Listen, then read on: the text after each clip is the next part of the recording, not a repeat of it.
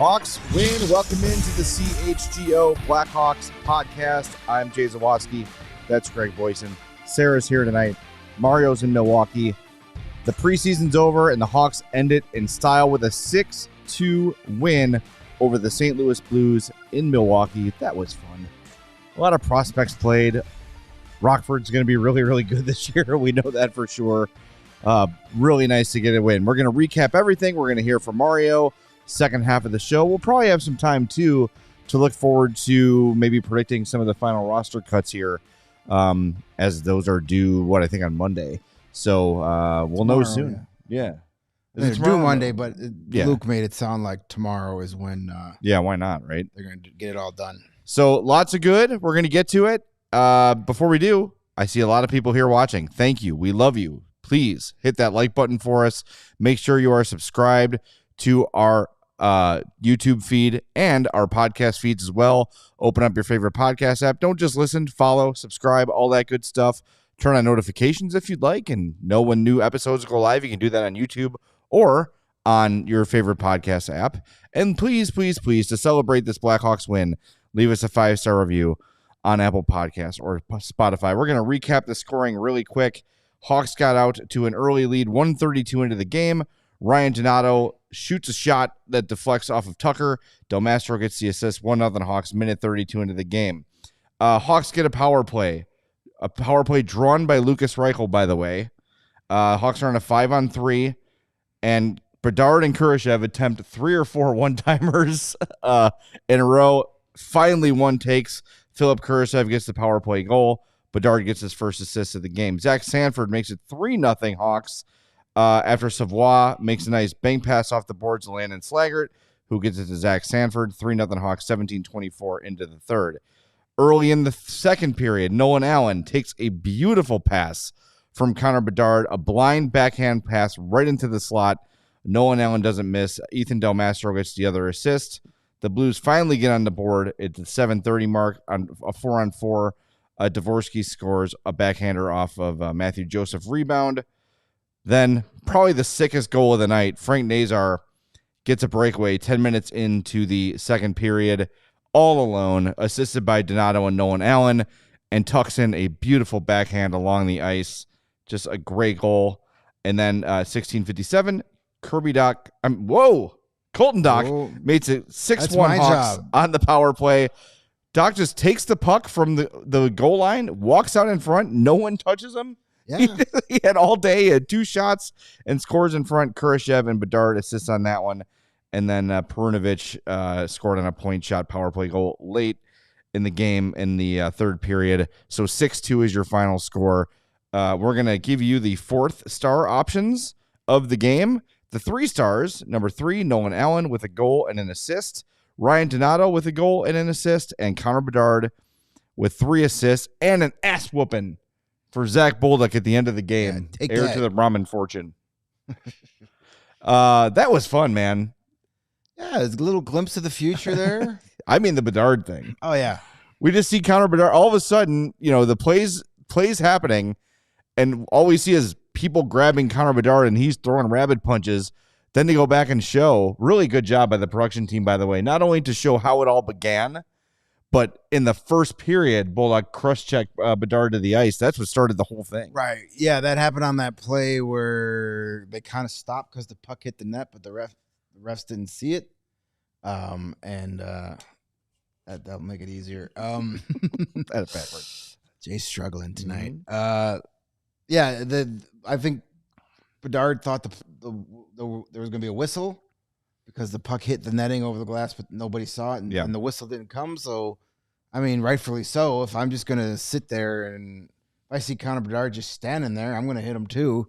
But when it first happened, it was like, oh my God, why is Connor Bedard still in this game with 2 minutes to go? 6-2.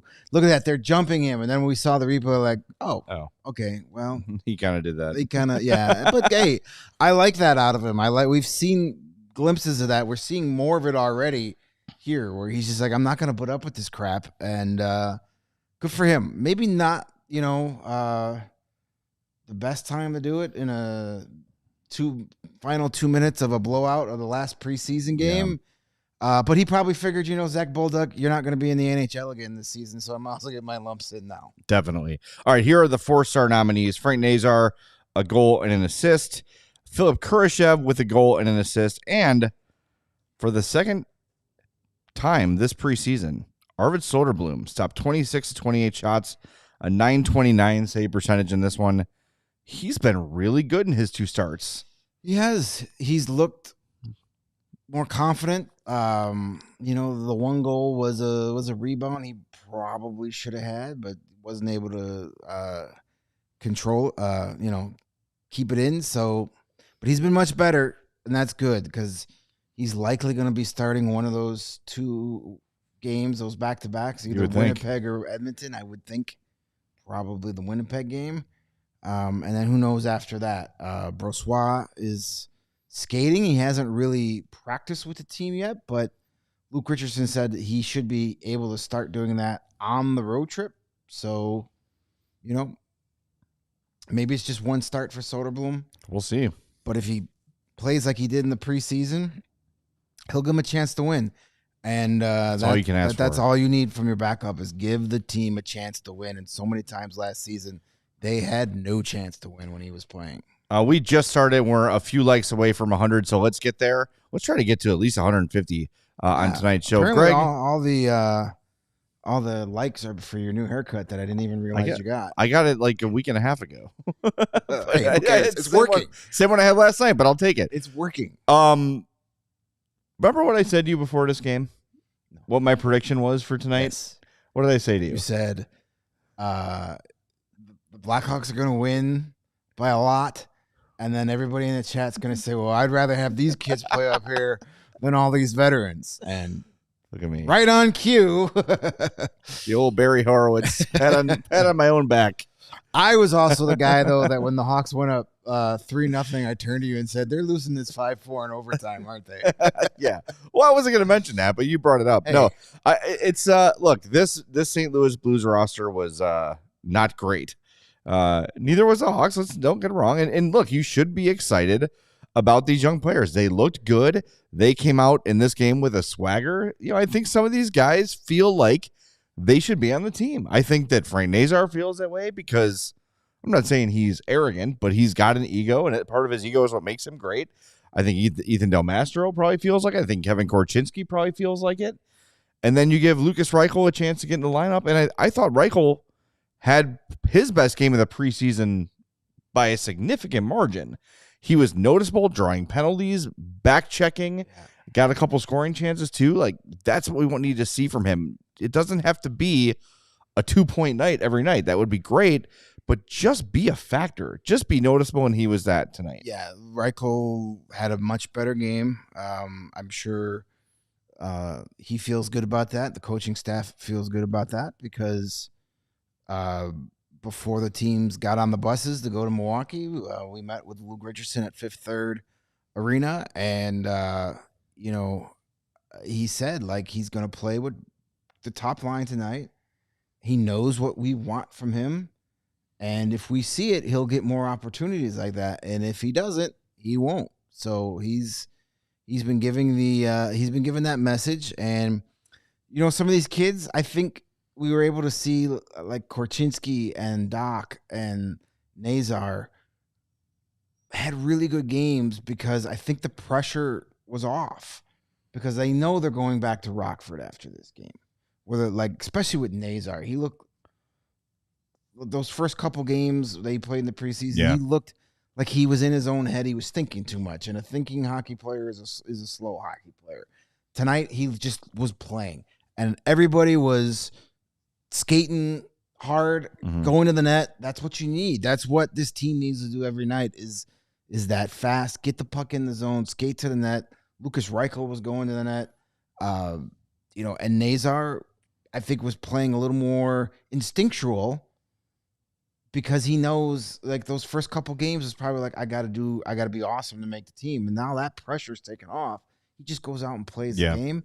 And based on for what, we've seen one preseason game with Rockford, and now tonight, Frank Nazar is going to destroy the AHL this year.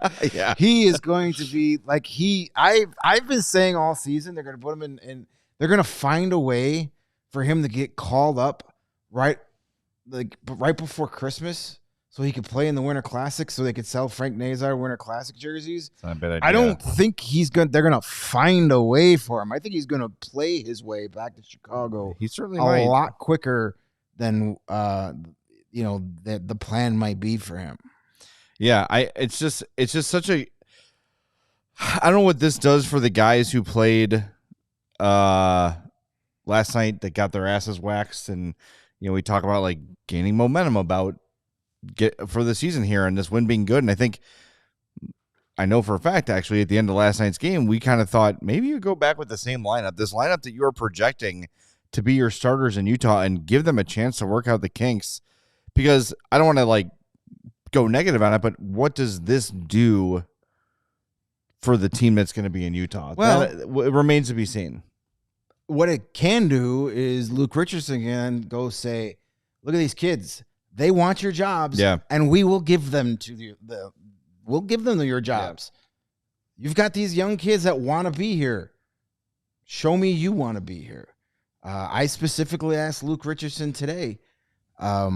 About accountability. Now that he's got a deeper roster, is he going to punish guys with, less playing time? And he says, yes, if we stay healthy and we tell you either do certain things or don't do certain things, and either you keep doing those certain things or you don't do what we tell you, you're going to start to miss shifts. Then you're going to start to miss periods. Then you're not even going to dress. He said, we'll get guys up here. We got enough guys here already, and we'll get guys up here that need to play if you're not. So you could tell today Luke was not happy. Like he wasn't – he has the usual positive demeanor, but he even said they did a video session today, and he says most of the time I'm a positive guy, and I like to show the guys the things they did right, as opposed to just the things they did wrong. He says, but today was all corrective video. And some of the guys got an earful, but they're men. They took it, and we're moving on. And he kept stressing, the season starts Monday. He wants that team there, and he says they have to have the same mental state of mind at Monday's practice as what they're going to have in the game. So he expects them to be there Monday, ready to work their asses off, and then go to Utah and do the same thing. Look, if there's any hope too, it's that you have guys who have played in this league, talking about the game last night, that have played in this league for a long time and know what it takes to ramp up for the season. Do I think Pat Maroon needs to play at 100% intensity in the preseason? No. Craig Smith? No. Nick Foligno? No. Craig Smith was one of the guys that actually did, though. Yes, he did. I don't think he has an off. But I'm not worried so much about Teuvo Teravainen and Bertuzzi and those guys. Bertuzzi, I would have liked to see something from him this preseason. Yeah, I think you're being a little harsher on him than I am. I think that while he wasn't picking up points, he was doing the stuff he needed to do. He was active in front, digging out pucks in the corners, the Tyler Bertuzzi things you need. But at the end of what we need from him, though, is point production. That's for sure. That has to come. For sure. But yeah, I don't know. The two games at home, I was kind of watching him, and there was a lot of just kind of floating around and then jump. I know it's preseason, so I'm not, my opinion of him has not been formed just on those preseason games. But I do want to see, starting Tuesday, something more from him. Yeah, definitely. All right, we're going to hit the break zone here. Do us a favor. If you've already done it, thank you, but hit that like button for us, and we'll come back with a little bit more before Mario joins us live from Milwaukee on CHGO Blackhawks. And we can celebrate this Blackhawks win by paying a visit to another Chicago powerhouse, a longtime beloved company, Empire Today, where you get that shop-at-home convenience, the right product for your needs, quick and professional installation, and a low price guaranteed. Empire Today is the best place to get new flooring. So, of course, they have copycats, but Empire can't be beaten on quality, service, speed. So competitors advertise low-quality products that Empire simply won't carry. Empire won't promise the lowest prices because anyone who does that is putting flooring in your home that they won't put in theirs. Plus, Empire has the virtual floor designer. That's the perfect way to see how new floors will look in any space. It's easy. Just snap a picture and instantly see how the new floors will look in your room. They pride themselves on their convenient shop-at-home service. They help customers shop for floors where they use their floors so they can see exactly what their new floors will look like in their home's lighting and decor so they can make an informed decision. So schedule your free home in estimate today. All listeners will receive a $350 discount when they use the promo code CHGO. Restrictions apply. See Empire Today/CHGO for details. And if you're looking to elevate your weekend like I am, Sunnyside is your home for judgment-free cannabis shopping. We say this all the time. It can be intimidating to walk into a dispensary for the first time, not knowing what you're doing, not knowing what you look for exactly. Sunnyside has the people there to help you out and to make you feel educated and confident in your purchase. And if you're an old pro who knows exactly what you need, they've got a massive selection with over 100 strains on the menu at a time, with new ones added weekly. You veterans, you're going to love the Cresco and Floracal and their incredible flower. If you're an edibles person like me or a vape person like me, that Good News Tea Time, that did very well at the Sturgill Simpson concert. A perfect accessory to see Sturgill. Did you see any bats while you're out there? I did not see any bats. That was a goose show, apparently. Huh? Yeah. Hope sent that to me and said we're never going back. Anyway, visit sunnyside.shop for bright buys every day, including, listen to this, 50% off your first 3 online purchases. Enter promo code HICHGO at checkout to qualify. Exclusions apply. Sunnyside Cannabis Dispensary.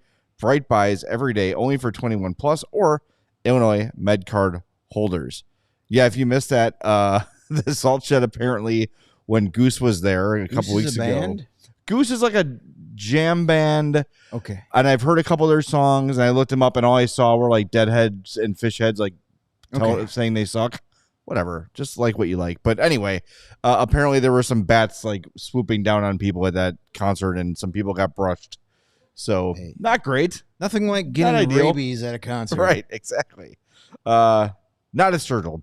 It was a bat-free atmosphere, which I appreciate. Apparently the bats were all stoned and they couldn't swoop down on anybody anyway. Yeah, exactly. Hey, make sure you get your 4-star vote in. We'll reveal the winner towards the end of the show, and we still have Mario Tirabassi going to join us from Milwaukee here shortly. What else stood out to you in this game, Greg? We talked about Soderblom. We talked about Reichel. I just, my big takeaway is just, aside from the guys we mentioned, aside from the youth, Ryan Donato has looked really damn good this preseason. And he talked about working on his skating, getting faster. He was their best player significantly last night. And today, again, scores a goal, picks up an assist. He's been really solid. Yeah, I mean, that's a guy that we've talked a lot through training camp in the summer that might be losing some playing time because of the redundancy of him and Craig Smith and Pat Maroon to an extent. But the way he's played the last couple of games, it's like it's going to be hard to take him out of that lineup, at least to start the season. So yeah, he's been really good.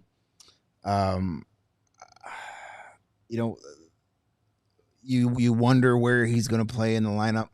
Well, I know who's not going to play in the lineup on opening night. At least shouldn't. If guys are earning their spots. Yeah. It's Andreas Athanasiou. He's been invisible this preseason. They have actually finally added the shot stats and that sort of stuff. We talked about this with Lucas Reichel this preseason, just zeros across the board. That's what Athanasiou was in this game. No goals, no assists, no shots, nothing. And this is a kind of game where He should be dominating. He should be dominating. He should be one of the most. He is, honestly, aside from Bedard, maybe the most accomplished NHL player on the ice for either team. Right?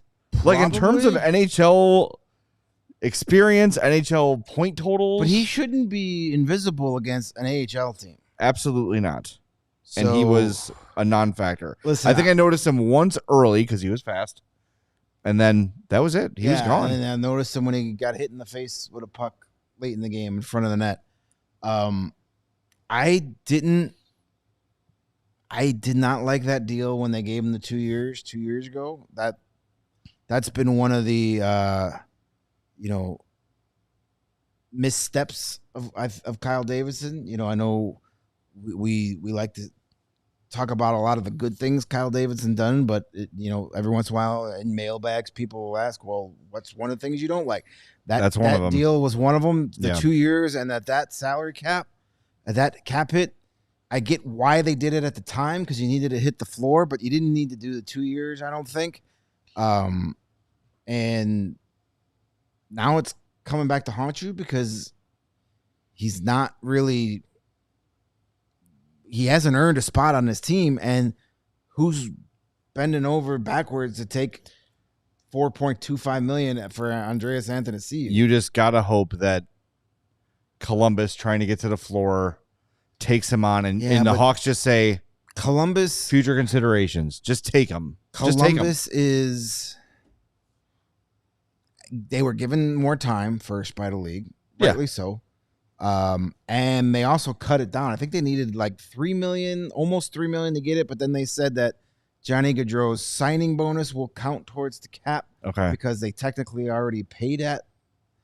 So that they're just over. They're making it work, right? Which is what they should do. Yes. So basically, they only need to take on a little over $1 million to get to the cap floor, and they have an extension. They don't have to do it by opening day. They're giving them to basically whenever they figure it out.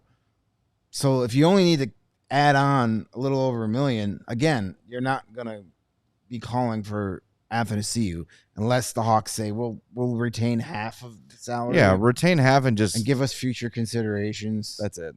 Just move on. Give us the Jeremy Morin practice jersey you have in your garage sale. It's got to be somewhere. Give us an old Artemi Panarin poster. Something like that. Those growth charts that they exactly. They've been giving out the Patrick Sharp ones at the Fifth Third Arena. Yeah, no, I got one for my ceiling. Yeah. It's like, we're remodeling some offices at the United Center. We found a case of these. Give them out at the Fifth Third. Yeah, exactly. But yeah, Athanasiou, I've never been, a rah-rah fan. No, when they signed him, it made sense for where they were. He had 20 goals that first year because somebody had to do it after Patrick Kane. But he was part of that big run with Lucas Reichel we talk about. He was on that line and playing really well. And last year was a lost season. He was hurt, and now he's healthy. But it's like, what is it exactly that you do here? Yeah, I don't know, and.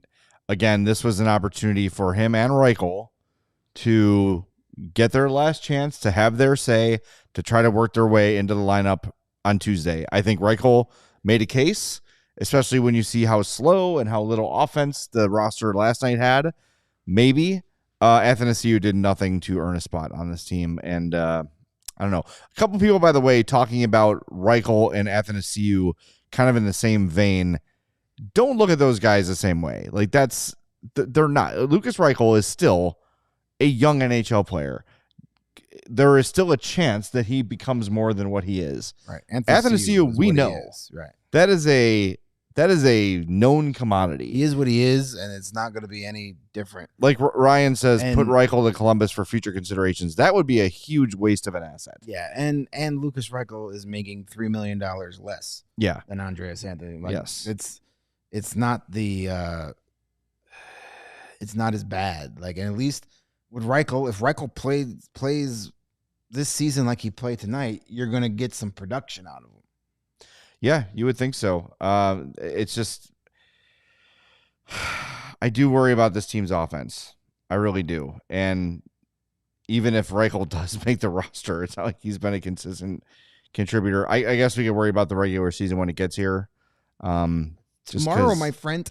Yeah. Preseason is over. Yeah. I just am really hoping that this team does not look on Tuesday like they did yesterday. That spooked me yesterday. I bet they don't. Yeah, I hope not. I know Mario is standing by. Do we want to go to him now, or do we want to hit the break zone? Where are we at on the... all right, let's just bring Mario in now. That's fine. He's sitting there waiting. He's got a long ride home. What's up, Mario?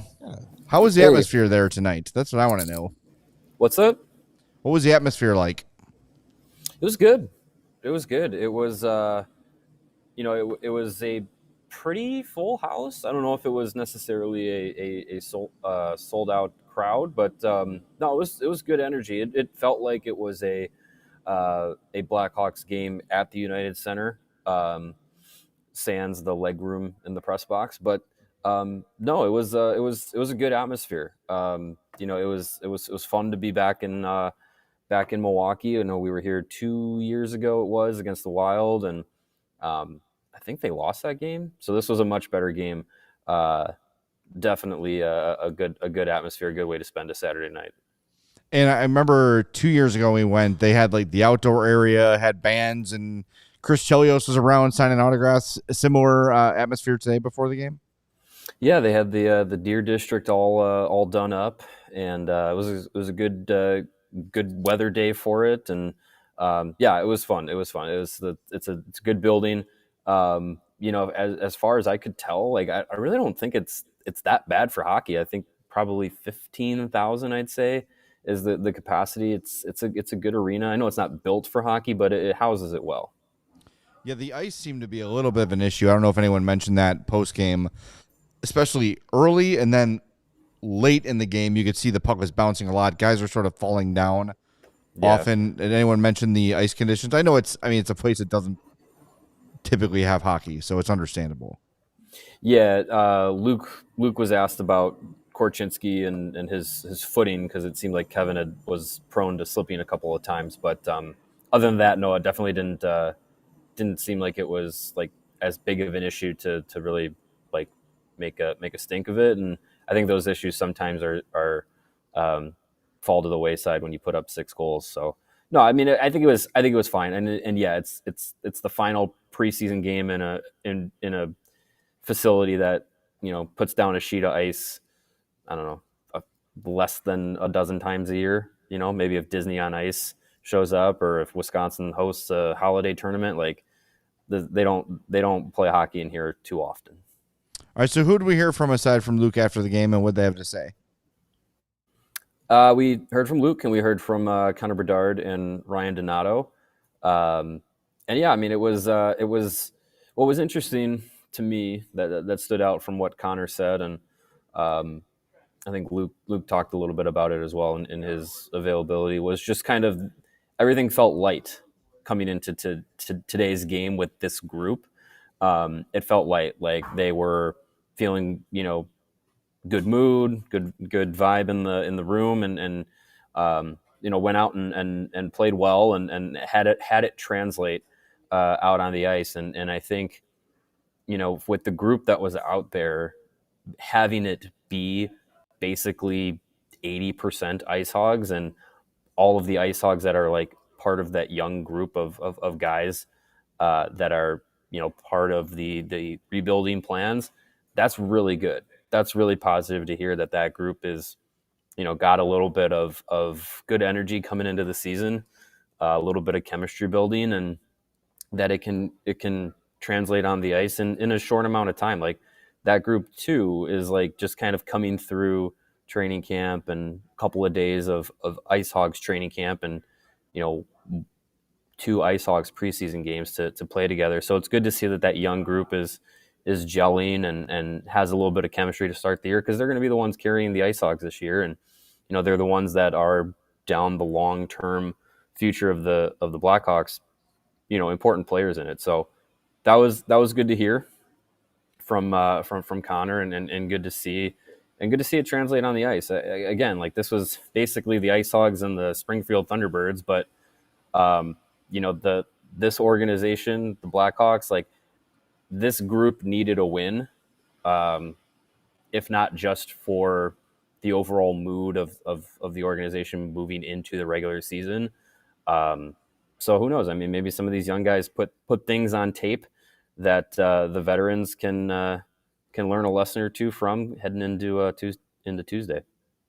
All right, more with Mario Tirabassi live from Milwaukee coming up in a moment. But first, we got to hit the break zone here on CHGO Blackhawks. Well, watching some of those kids today definitely made me think the future is bright. And, Frank Nazar always does his little slick back the hair celebration when he scores a goal. I think he needs to pull out a pair of Shady Rays and throw those on. And then that'd be the Riz, mister. Yeah, that would be great. And if you wanted a pair of Shady Rays, you're going to go visit our pals. They are an independent sunglasses company offering a world-class product rated 5 stars by over 300,000 people, and soon to be Frank Nazar added to that list. Their shades have durable frames and crystal clear optics, making them the perfect choice for your outdoor adventures. They have hundreds of options to choose from, so you're bound to find the perfect pair to match your style. Plus, if your shades ever go missing or take an unexpected hit, maybe Zach Baldock hits you from behind and they go flying, don't sweat it. They have the most insane protection in all of eyewear. Every pair is backed by lost or broken replacements. If you don't love your shades, you can exchange for a brand new pair or return worry-free within 30 days. There's no risk when you shop. Their team always has your back with personal and fast support. And exclusively for our listeners, Shady Rays is giving you their best deal of the season. Head to shadyrays.com. Use the promo code CHGO at checkout, and they're going to give you 35%. That's a 3 and a 5% off your polarized sunglasses. So you could try for yourself the shades rated 5 stars by over 300,000 people, including Frank Nazar. Yeah, 100. Just pull them right out of the breezers there and throw them on after a goal. That'd be cool. Hey, what are you doing tomorrow, everybody? You should come to the CHGO Bears tailgate ahead of the Bears and Panthers game. Still tickets available. Your tailgate includes multiple beer options from our friends at Molson Coors. There you go. Various food options from Firewater Barbecue. You had me at barbecue, and a full bar available for you. It's located right there at Wabash and Cermak. It's a great time. Come on out, party with us before the Bears win by 2 scores over the Panthers. There, I said it. It's happening. 2 scores. It's going to be a 2-score game tomorrow. It's going to be a lot of fun. Go tailgate. And by the way, maybe we don't mention this enough. You don't need a ticket to the game to attend the CHGO tailgate. So you can just go and then find a bar nearby, whatever you want to do to go watch the game. So go to allchgo.com to get your tickets. And, of course, if you're a diehard, you're going to save 20% on the tailgate every damn time you choose to go. And you'll have some really nice-looking merch to wear to the next one when you become a diehard, because you get a free shirt or hat upon sign up. So go do that, allchgo.com. Got a bunch of new Bears designs out there. We got a couple new Hawks Inspire designs, the One Forever one, which is very, very cool on your screen right now. Go to store.allcitynetwork.com to peruse and choose your free t-shirt for when you become a diehard.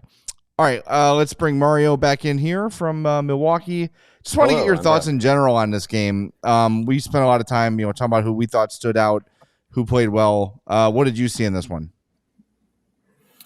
I think you saw a couple of guys that had, I don't want to say necessarily a chip on their shoulder, but definitely something to go out and prove, and had really good games. Frank Nazar was playing with a lot of pace. You saw that on the goal that he scored there. Kevin Korchinski, I think, even though he had a few slips, he played pretty steadily tonight, which was good to see. Nolan Allen, Ethan Del Mastro, these guys that are heading to Rockford, they played really well, and I think that was something that was really good to see, and guys that needed maybe a little bit of extra standout, that are fighting for positioning in the NHL roster. A guy like Ryan Donato, he came out and was, in the first period, one of the best players that they had, and he had a solid game throughout the rest of the game after that. Lucas Reichel, I think, Luke talked about him specifically in the post game, and talked about some chances that he created and that he was getting. And went into detail, which I when you guys play Luke, keep your ears open. Went into detail about like getting guys to shoot more and how the team needs to buy in more to a team philosophy of unselfishness to shoot the puck. It really reminds me of what we were talking about 24 hours ago.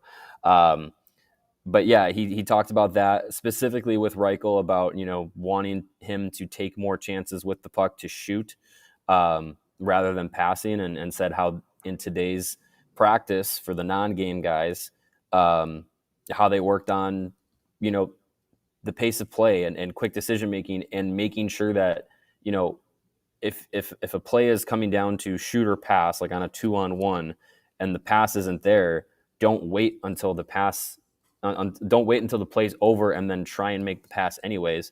Take the opportunity to shoot, because it's not a bad thing to take a shot, and if you score a goal, that's the point of it.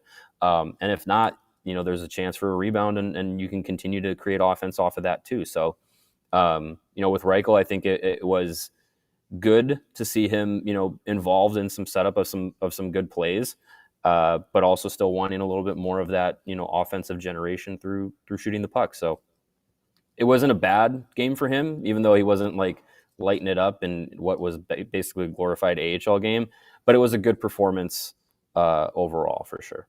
Our buddy Dom in the chat asked a good question.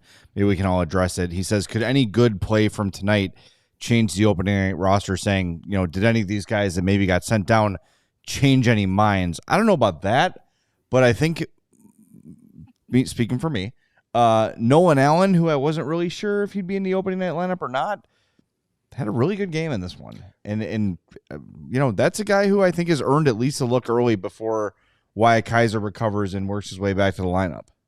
Yeah, I think he's probably on the NHL club to start the season. He'll go on that road trip because of the Kaiser. I mean, he hasn't even started skating yet. Yeah. So, and they may want to put Kaiser down in Rockford for a few games just to get his conditioning up. So I think he's here to start the season, which is great for him.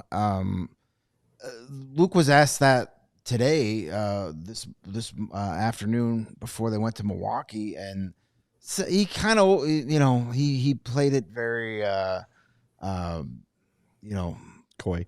PC was like, oh sure, these guys still have a shot to make the team. Referring to the guys getting called up. Oh sure, they got one more chance to make our final decisions hard. But I think all those guys that came up tonight, I know our buddy Alan K sent in a super chat asking about those guys being called up.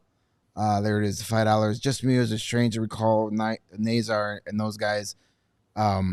No, it's kind of typical. You didn't want to play your vets 2 nights in a row. A lot of those guys that were dressed from the Blues were just recalled from Springfield and actually flew into Milwaukee today to play that game. So not unusual at all. But yeah, I don't think any of those guys are on. I think Nazar is going to go down to the AHL for a little bit, but as I said earlier, I don't know how long they can keep him down there, because in his 2 games against AHL talent, he's looked really good. So we'll see. And another guy that's part of that group that played an awesome game tonight was Colton Dock. Probably his best effort. Now that they've actually had 5 shots on goal. I was going to say, now that they actually populated the stats here, had the 5 shots and was played the way they want him to play. So he's another one of these young kids that looks like he received that message. Yeah, I really felt like Doc was really noticeable in different aspects, both, in the physical side of things, which is, it's been made, clear to him from the team that they want him to play that role, but also, trying to set up some plays and be able to, produce offensively as well. Like, he had a very, very solid game. And, I don't think any of the guys that came up from Rockford are necessarily trying to change any minds, but it did seem like, to your point, Jay, from what Luke said after the game, is it feels like what he said is that they want to be able to make sure that to start the year, to start the road trip, they want to have guys who are 100% healthy and ready to go. He said he didn't want to start the season with somebody who they felt like could be potential for losing them in the first period of the first game. So to me, that sounded like anybody who is not 100% ready to go is probably not going to start the year on the roster. And I think that's probably alluding to Wyatt Kaiser. Could it also be alluding to Alec Martinez? That was going to be the next guy I thought is maybe it could be also Alec Martinez plays, but maybe they do carry, the extra defenseman, the 8 defenseman, and, maybe sit Martinez for one of those first 3 games on the road trip and have Phillips or Allen or both around for other options. So it'll be interesting to see. I think Isaac Phillips stood out in a physical. Yeah, he's good. He's been really good.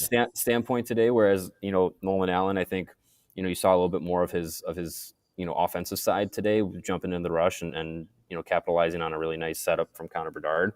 So look, you go up and down the lineup. Like I don't think anyone really had a bad game, and I think the guys that were kind of like on that NHL bubble, whether either making the team or being in the lineup on Tuesday, I think they had good showings too. So this was the kind of performance that I wish we could have saw in like game 2 of the preseason rather than game 6 from this group. But it is a good way to go into both the AHL and NHL regular seasons.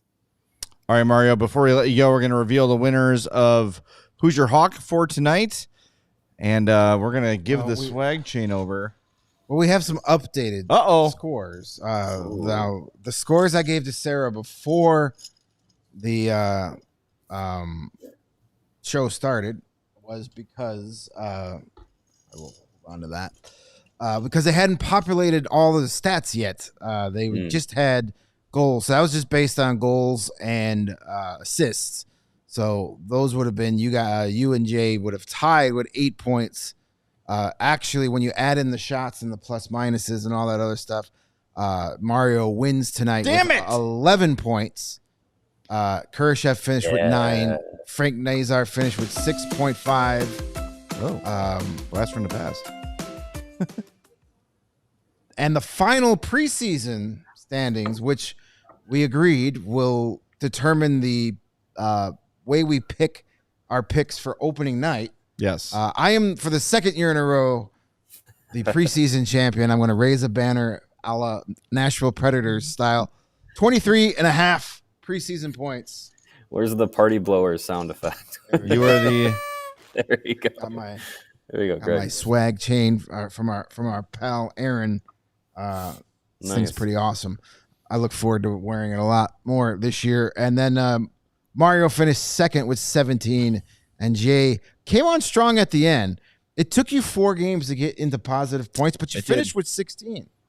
Yeah, you're getting hot at the right time. That's right. I'm ramping up for the regular season. Yeah, I'm like Pat Maroon. Right. You took. Got to pace myself. We big guys got to pace ourselves. So when we pick for Utah's game Tuesday, I'll have first pick. Mario will have second pick, and Jay will have third. Are you just going to say Bedard right now? Yes. All right, lock it in. All right, Mario. Yeah. We're going to spring it because you got to ride home. Thanks for all sending everything in. We're still going to hear from Bedard, Donato, and Luke Richardson coming up before we wrap things up. So stick around for that. But are you going to the Mars Cheese Castle? People want to know. It's probably closed by now. But look, I had a lot of people saying, like, you got to go to the Brat Stop. You got to go to Mars Cheese Castle. And I grew up in Kenosha, so I've been there many, many, many times. I wanted me some Culver's. As soon as I crossed the border, I felt like I could smell the Butterburger calling my name, so I had to stop there. Well, do you not have Culver's near you now? There's there's Culver's in Illinois, but a Culver's in Wisconsin hits differently. I think it's like having the Coca-Cola from McDonald's. There's just something about a Culver's in Wisconsin. It just tastes a little different. All right, fair enough. Okay. All right, man. We'll see you. Well, we're going to see you before then, but everyone else will see you Tuesday when we're all in Utah. No, Monday. We got that big Monday preview show on we Monday. got this. Oh, yeah, our Monday preview show that's absolutely not taped. Yeah, we got our super. Yeah, I'm going to be in studio 2:30 Monday. I don't know where you're going. I also will be in studio Tuesday. Yeah. Yike. Monday. Monday. Super live season preview. Yes. All right. Deadhawk says Culver sucks. He's getting a timeout. Give him a timeout, Sarah. All right. We'll talk to you soon, Mario. Thanks. See you guys. That is Mario Tirabassi from Fiserv Forum. Fiserv, not Fiserv. Fiserv Forum. Yeah, Deadhawk says Culver sucks. Culver's, as discussed on last week's I'm Fat podcast, is the healthiest of the fast food burgers. That's correct. I mean, it's not healthy, but when compared to other fast food burgers, the slowest. It is the healthiest. Would you like to guess which is the unhealthiest fast food burger? McDonald's. Can I chime in? Nope. Oh, yeah. Hello? Get Mario back in. He wants to chip in. All right. Hold on. He's back. There he is. So Deadhawk is on the list.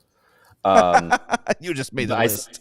I see a lot in here about the gluten of Culver's, and yes, it's a gluten factory, but one of the few burger fast food places that offers a gluten-free bun that is worth anything. Like it keeps its structure long enough for me to finish the burger, about 60 seconds. It's long enough, and it's good. So yeah, I can't have the cheese curds, but everything else good to go. All right. Enjoy it. You'll have a nice, safe ride home. I'll probably stop there on the ride home too. Fair enough. All right. Thanks, Mario. Yeah, so that was the healthiest. Why are they Culver's. the healthiest? Or They the just least? based on calorie, fat, all I that thought stuff. You had like a secret. No, it's just What's the most? the What's the least worst? healthy fast food burger is Five Guys, Oh, I don't even like Five which Guys. surprises me Also the most because expensive. you feel like it feels like higher quality meat. It feels like it's prepared fresh every time. Nope, Culver's. That is the healthiest. Therefore, having a Culver's is basically having a Culver's salad. has a good burger. I like The everything burger in there. itself is good. Everything. You know what I like about Culver's is every time I go, it's the same experience. I know my fries are going to be hot. My burger's going to be good. Everything is. I'm kind of mad at them though. They took the tuna melt off the menu. I was a big fan of the. Oh, tuna really? melt. Yeah, can't get it anymore. They're custard too. They have a pot roast sandwich that is It's good. outstanding. I've had that. Yes. Good stuff. All right, save that for your other podcast. Yes, I will. So we're going live tomorrow night. All right, a couple super Live, chats. live, or live, preview show actual live tomorrow night. We have a $2 super chat from Deadhawk, who I think is just paying Yes. for besmirching Culver's, which we appreciate. Also love the avatar, Deadhawk. Thank you. And McLovin says, do we send Bedard down to Rockford with a fake ID and say he's eligible? Let's turn him into a powerhouse. Now the vet's got to step up to save our sanity. I think Rockford's going to be a powerhouse anyway. I think they're going to be one of the best teams in the American Hockey They'll be League. fun. They'll be fun, but I don't know how deep. Like when it comes to playoff time, it's always those teams that have the AHL veterans, guys who have been down. That's why the Hershey Bears are there every year because they don't have any prospects. It's all It's just like 30-year-old pros, dudes that's been playing for the Hershey. That's why the Wolves always make good runs because they bring in a bunch of those veterans. So we'll see, but they definitely should be a fun team to watch. We'll be paying a lot of more attention to them than we have in the past, and I don't know. Maybe by playoff time, all those guys are gonna be, NHL players. And That's it. Yeah, I mean, you could have. I would expect probably at least Nazar and Slager to be in the NHL by the end of the year. Maybe Korchinski's back up Yeah. here. Delmas, like who knows? Who knows what this team's going to look like after the trade deadline? I know that was something that we may discuss. How many players get traded in our preview episode? We don't know yet. We don't know if we're going to discuss it or not. Yeah, it's in our list of pre-show discussion topics that we'll see. totally go over. We'll see if we have time. We totally go over these long lists for like an hour before we hit the air on what we're going to talk about every show. All right, we've got some post game we want to share with you. Sarah, let's do the Bedard and Donato first. They are together at the table. It's certainly not a podium. Here's Ryan Donato and Connor Bedard. Yeah, well, it's on a chair, got an empty chair, so. So what do you guys take away from this game?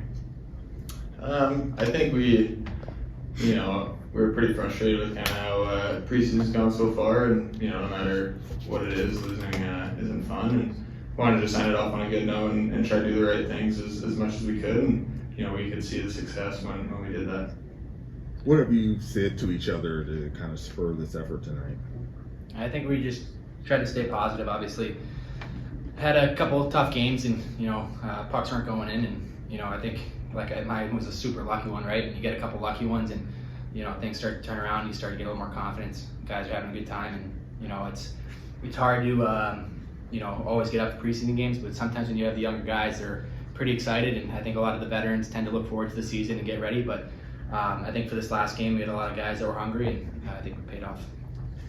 Ryan, what have you thought about your preseason? I know coming into it, we talked, and you said, you're not exactly sure, but you just, you go out there and you put your best foot forward. How, I guess, having some production and probably playing some different roles, what have you thought of the whole camp? I mean, we've had some tough games, like I said, but personally, I just show up and do the work, and hopefully it gets noticed if you're doing a good job.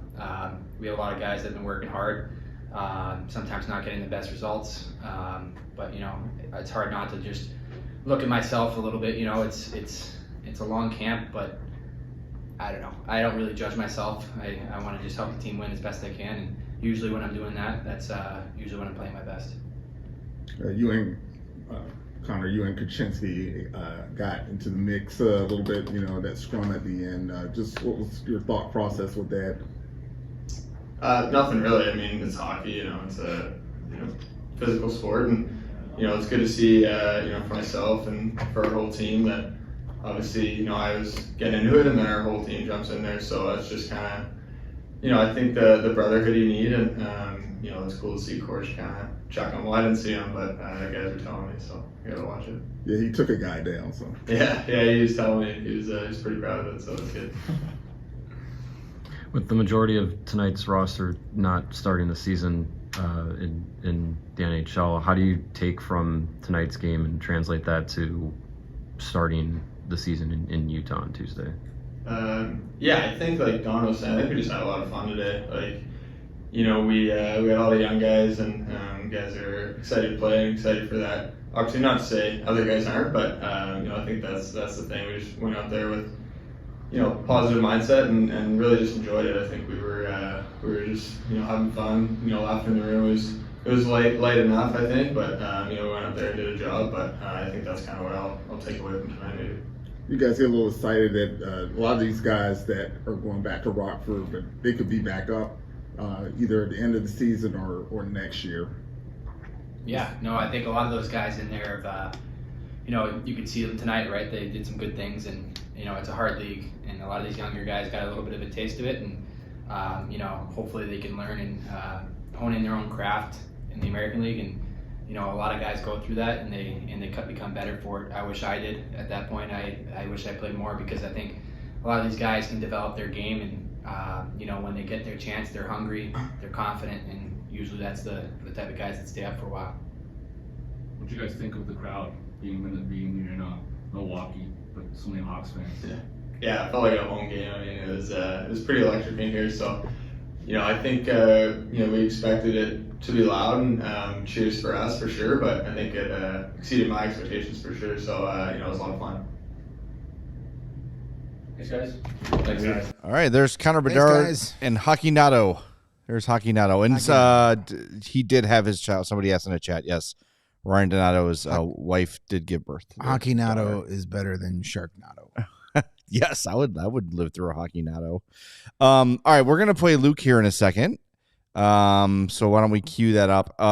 Some people asking about the CHSN thing. We're not getting into the whole thing, but someone asking, should they switch their providers in time for the season? I would hold off on that. Yeah. I think keep in mind that the real date you need to keep in mind is October 11th. That is the first regular season game that CHSN will be carrying. The opener in Utah on Tuesday is an ESPN game.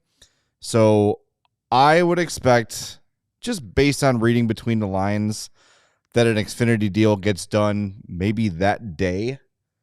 I would say the day before, yeah. Yeah. And I also had a conversation with someone today who has a little bit of knowledge towards the subject. Hulu Live is also expected to get done at some point, maybe not right away. I know YouTube TV looks like it's not going to. YouTube TV never carried marquee, which is why I had to leave YouTube TV. They're just not big on RSNs.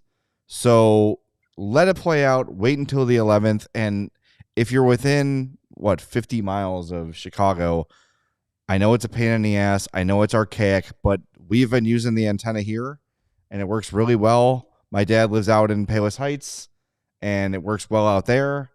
And he's in a townhome, so there's like someone above him, so it's not like a totally clear picture in terms of open air. So it can get through, brick and mortar and all that stuff and still work. So it's tough. I know it's frustrating, but they're doing the best they can, I think. And hopefully by games 3 or 4, people are going to forget this was even. I hope so.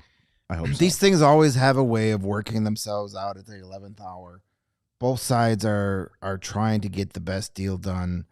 Xfinity wants to get as much money out of this as possible, and CHSN wants to give up as much money as little money as possible. So, they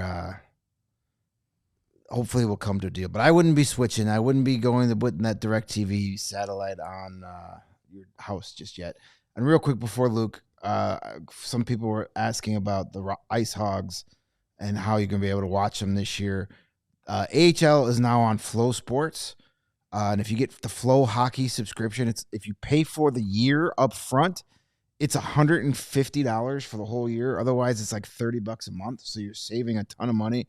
And $150 gets you every AHL game, not just the Ice Hogs, but every AHL game, a ton of the ECHL games, some college hockey. They even just signed a deal. They're going to have 100 English broadcasts of Swedish Hockey League games. So cool. There's a ton of hockey. Plus, you get all the premium stuff from our pal Chris Peters on his website. So it's maybe the best deal in hockey. So Flow Sports, FLO Sports. Yep. Sign up for their hockey, and you'll get every AHL game of the season. Yes. All right, let's hear from Luke Richardson before we wrap things up here. Here he is. Showing that's much more to your liking. Yeah, I thought, right from this drop of the puck, our guys skated tonight, played with a good pace and played hard and just direct. I thought we direct in our play and our shots to the net, created some power play opportunities, and I thought that was a big difference in our game tonight. With so many young guys, does that kind of change the equation a little bit in terms of what you're telling them to do? Well, I think in the meeting this morning, I mentioned to them, this is this is our final preseason game, so it's their final chance to show us their best, and I think they did that. I think whether it would be all the young guys that came back up or the guys that we had double up and played last night, everybody, really showed their best tonight, and from goaltender all the way out, and all 20 guys. So we're proud of that. We would like to keep them off the scoreboard in the third and just kind of work on that element of playing properly and managing momentum with the lead. But I thought on the most part we came back and we did. And then, I got a little chippy at times, and I thought I liked the guys standing up for each other as a group of 5 out there. Do you like seeing Bedard and Korchinski mixing up a little bit more? Well, no, I think Connor needs to stay out of that stuff if he could, but I like the thought process of it and his mentality that he's not going to take anything from anybody out there, and he's here to stay, and he wants to own his ground out there. But at the same point, when those type of things, guys fall down and get rolled over on, and someone pops a shoulder, or hurts a hand, or twists an ankle, we can't afford that, especially with a guy like that. So, just teaching them to kind of manage those emotions and staying out of that, because, I think he's obviously more important on the ice than off the ice, and that's probably never a good trade-off for us. How would you evaluate Reichel's camp? Camp, at times up and down. I thought tonight, obviously, the same as everybody else, skated well. Took charge on a couple rushes. There was one rush, he had a real nice play and a shot on net that just missed in the second period. And then there was one not long after that. I think he wanted to try and change it up, and had his mind made up he was going to pass it. But I thought the plan was, or the option was to shoot it, and he tried to force something through, and it just didn't get through. There's too many bodies. So I'd like to see him. It's not selfish at all. I think it's actually a good team game for us to play direct and shoot pucks, and I think some of these guys got to take ownership of that and put that into their game. It's not always looking for a play, looking for a pass. It should be quick instinct, and we worked on that with some of the older guys in practice today. We kind of did speed drills on 2-on-1s, and if a guy's taking the pass away, that means shot. And you don't wait, and then everything closes off, and then I'm going to try the pass anyways because I've waited too long, and I lose my shot. I think it's instantly you have to recognize, is it a shot or is it the guy not playing it well with his stick, and recognizing if the guy's on a forehand or a backhand and the lane's open, then you take it. And I think we gotta get them comfortable with it's not being selfish. Like I said, it's being a team guy. You're making the right play, and I'd like to see him take that one more step. And I like some of his bursts tonight. I like the one rush, the second rush. I'd really like him to shoot that. And I think with his shot, out of if he gets 2 shots out of those 2 rushes, he has more chance to score or get a rebound assist or more ozone time instead of turning around and chasing back, which I did like. His determination on his back check today and hardness on stick battles. So tonight was his best showing. He might not be happy with, or we might not be totally convinced of his whole camp, but I think tonight was his best showing, and I think that's what we asked of him. So we got to be happy with that, and we'll see where it leads us on Monday and Tuesday. Seemed like Korchinski slipped a few times, lost the puck early on. But what did you see? Yeah, I don't know. I think there was one shift. I think he just slipped, and I don't know if he lost a complete edge, and that happens. So luckily nowadays it's easier with the quick switch blades on the bench. But I liked his game tonight. I liked him. I liked his gaps, and he really surfed across. And he's not going to be the most physical guy. Different. Allen's more of a physical guy. Philly's more of a physical guy. He's more getting there quick, stabbing at the puck. I thought he had some really good turnovers for us off the other guy's sticks right at our blue line, especially early in the game, the first 2 periods. And then I saw he had a great escape in the second period where he stole the puck behind our net. And I thought he was going to turn up, so did the whole forecheck, and he went back to his forehand, went around the net, took 5 steps, made a good first pass, and they were out of the zone. And that's what a great offensive defenseman does. And they get away from trouble, they take open ice, and they make a good first pass. Seemed like Nazar also played well. Yeah, I think he just got slipped a little bit once. Slipped, meaning body position on the goal against in the second period. He knew it. We talked about it before that 4-on-4. You got to put brakes on there in the D zone and just gave the guy a little too much room. The guy didn't score, but the rebound scored. Other than that, I loved his acceleration on the breakaway. It was excellent. I think that's NHL speed. So just honing in on a few little areas defensively, excuse me, and using that speed within his game and on a defensive role too, not just on an offensive role. And he does do that, but I think it just on a consistent basis every shift. Like I said, the first 2 periods I thought were much better. I think in the third period we all took the foot off the pedal a little bit. We talked about we didn't want to do that. So that's still something with our team and our organization that we want to work on. But Frank had a good game, beautiful goal, and strong in a lot of areas, especially early in the game. That really helped propel our team. But just working on his complete game every shift. Do you feel like you have some decisions to make over the next day, or?